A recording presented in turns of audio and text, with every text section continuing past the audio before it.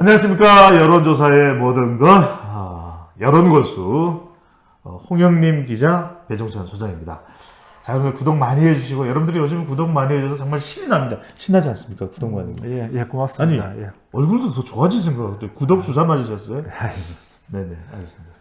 자, 대통령 지지율이 궁금합니다. 좀 올라가는 듯 했는데, 한국 갤럽 조사를 보니까 조금 빠집니다.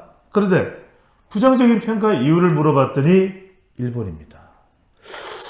자, 우리 방송을 보시는 시점쯤 되면은 기시다 후미오 일본 총리를 만나서 한일 정상회담을 할 텐데 지금 하여튼 우리 국민들이 많이 뿔나 있습니다. 왜 삼자 변상 배상안이 뭐냐, 지금 한일 야구, 지금 우리 이런 표현을 하면은 참 우리 가슴 찢어집니다만 한일 야구 결과 떡사발이 났습니다. 자, 여러 가지 일본과 관련된 상황이 안 좋습니다. 안 좋아도 너무 안 좋습니다. 지지율의 이 일본 이슈 얼마나 큰 데미지, 앞으로 얼마나 갈까요? 얼마나 크게, 앞으로 얼마나 갈까요? 저는 그렇게 오래 갈 이슈가 아니라고 봐요. 뭐 그렇게 말씀드리면 또 뭐 아니다라고 말씀하실 분들이 있지만, 예. 지금 대한민국의 그 모든 이슈가 그다지 그렇게 오래 가지를 않아요. 그렇지 않습니까? 엊그저께까지는 뭐 대통령 지지율 난방비 때문에 폭락할 것처럼 생각하다가 날씨 좀 따뜻해지니까 난방비 얘기하는 사람 아무도 없잖아요. 지금 뭐 중구 난방이 됐어요. 네.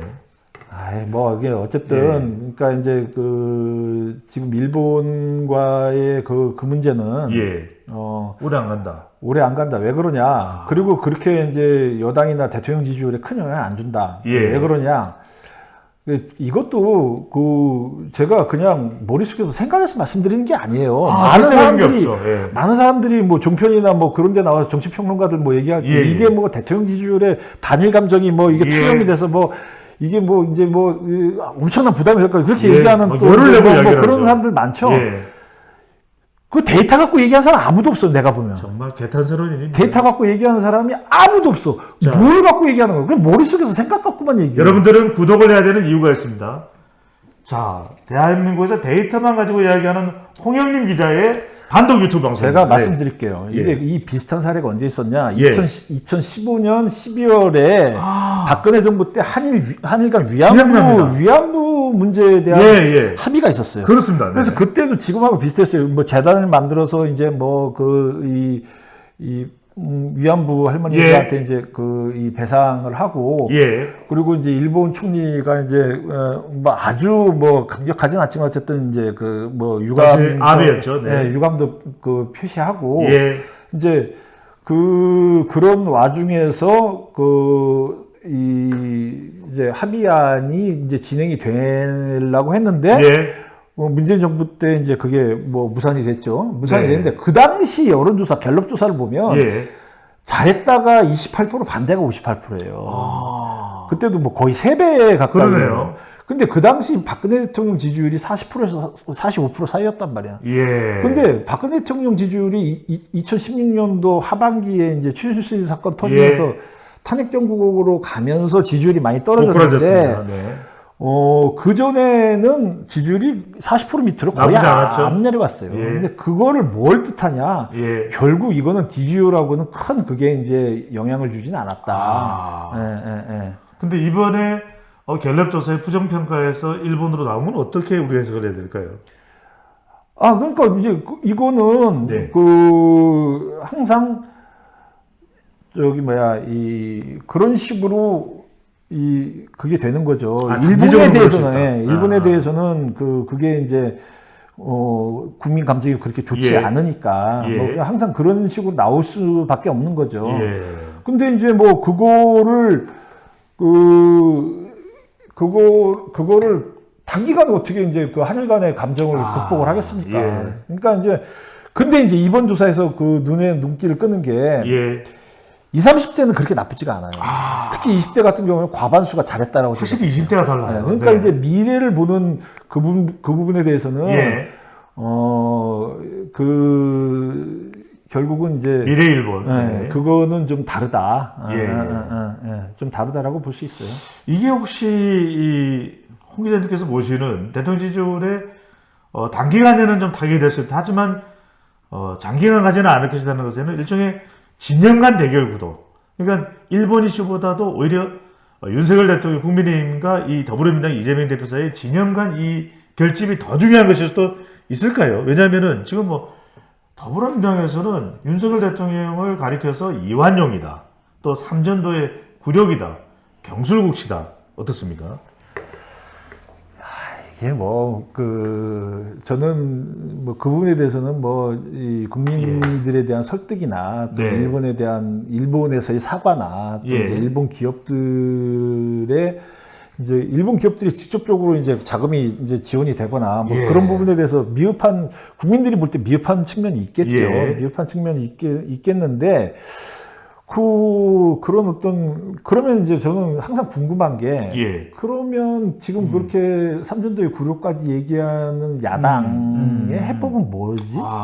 지금 5년 동안 문재인 정부 때 아무것도 안 하고 그냥 지나갔잖아요. 예. 나빠질 땐 나빠졌습니다. 그럼 계속 한일 관계는 나빠지는 걸로 가도 되나? 예. 이거는 양국 간의 관계이기 때문에 일본이 안 바뀌면은 이건 그대로 그냥 가는 거예요. 예. 가는데 그러면 일본이 바뀌게 하기 위해서 우리가 어느 정도 양보를 하거나 예. 그거를 이제 진행을 해야 되는데 일본 입장에서는 별로 양보할 생각이 없다 그러면 그냥 이렇게 진행되는 거잖아요. 예. 근데 그러면은 그냥 그렇게 살자라는 얘기인지, 그리고 삼전도 굴욕을 얘기를 했는데 예. 저는 그런 생각이 들어요. 삼전도 굴욕이 바로 병자호란 때 인조가 네. 코를 지어받으면서 9번 지어받으면 이 피가 터졌던 그걸 삼전도의 굴욕이라고 이야기를 하고 있죠. 그게 이제 지금의 중국이죠. 예. 그 상대가. 예. 그러면은 청나라. 청나라죠. 그런데 저는 그런 생각이 들어요. 일본하고의 이제 한일합방으로 인한 예. 일제 36년입니다. 우리나라가 고생을 했던 거는 예. 거의 이제 70년, 80년 전 얘기죠. 예. 거의 시작부터 한 100년 전 얘기지만, 사실 우리가 중국한테 굉장히 고생한 게 6.25 전쟁 때 예. 중국군이 넘어오면서 엄청나게 우리가 이해전술이었죠. 엄청나게 우리 사상자도 많이 나고, 그리고 그 6.25 전쟁의 예. 상처가 지금도 진행 중이에요. 진행 중인데. 그때 중공군이 안 들어왔으면 우리가 통일한 거였죠. 통일했죠. 예. 그때 이제 메가다 장군이 이제 그 38선을 넘어 예. 북경까지 갔잖아요. 두만강, 압록강까지 갔잖아요. 압록강 물을 마셨어요. 근데 그러고선 중공군 때문에 밀려 내려왔잖아요. 네. 그래서 이제 남북 분단이 지금 고착화 됐잖아요. 예. 근데 중국한테 사과하라, 배상하라라는 얘기는 난 못 들어봤어. 중국한테. 근데 그보다 더 오래된 일본한테는 계속 배상하라, 예. 사과하라 그런단 말이죠. 그러면 저는 중국한테도 그 말 할 필요는 예. 지금까지는 또 외교적으로 따져봐야 중국이나 일본의 문제가 그런 아니라. 문제가 아니에요. 근데 그러면서 삼전도의 굴욕은 왜 얘기 안 하니 거지.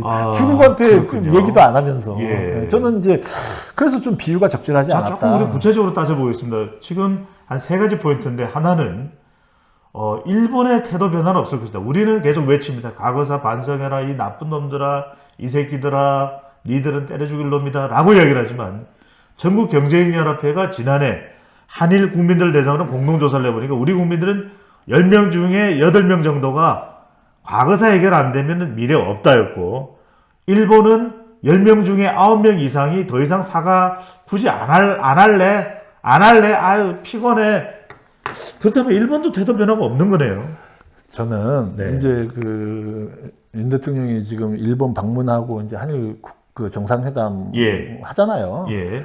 지금 이 방송 보실 때 정도에는 또 뭔가 새로운 뉴스가 있을지 모르겠지만, 저는 이것도 제가 점쟁이처럼 예측할 수 있는 건 아닌데, 예.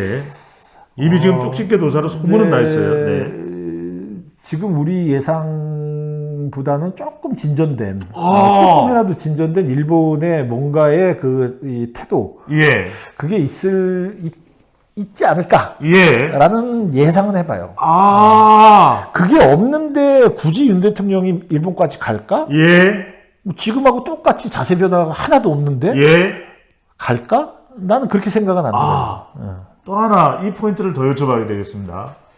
자, 일본과 색다른 접근을 하는 윤석열 대통령, 윤석열 정부 색다른 접근을 하는 이런 국민들의 반발을 하는 이유가, 또 우리 홍영님 기자는 미국 유학파입니다.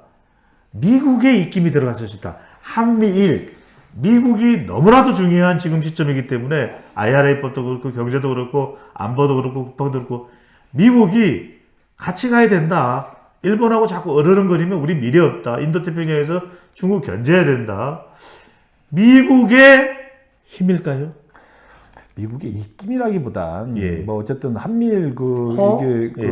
이 결속 체제 예. 뭐 이거에 대한 중요성 아, 그거는 굉장히 역사가 오래됐고 예. 제가 아까 얘기했던 2015년 그 위안부 그 합의 관련해서도 예. 그 직후에 오바마 대통령이 상당히 그 진전된 그 협상이라고 위안부 때도. 위안부 네. 때도 얘기를 했어요. 근데 결국 그게 이제 진전이 안 됐지만 네네. 저기 우리나라의 경제, 예. 뭐 저는 뭐 국방뿐만이 아니라 경제 관련해서도 사실 그 미국의 힘이라는 예. 게 엄청나잖아요. 뭐 이제 또 미국 스탠퍼드 대학에서 또 그 얘기는 하지 말고 어쨌든 뭐 지금 우리 본론으로 빨리 얘기합시다. 숨길 네. 내용은 아닌 것 같은데. 아니 근데 그게 지금 얘기하고 무슨 관련이 있어요? 워낙 또 예. 미국에 대한 분석이 또. 예. 자, 어떤 상황이 될지는 모르겠다. 단도직입적으로 짧게 하나 더 여쭤보겠습니다. 오래 가지는 않을 것이다. 그렇다면 내려왔던 일본 때문에 내려왔던 지지율이 오래 가지 않고 다시 올라간다면 50% 넘을 수도 있다. 아이 그건 전 제가 계속 얘기하잖아요. 네. 35%에서 45% 사이로 올 1년 내내 갈 거다. 예. 50%못 넘어요. 50%못 넘어요.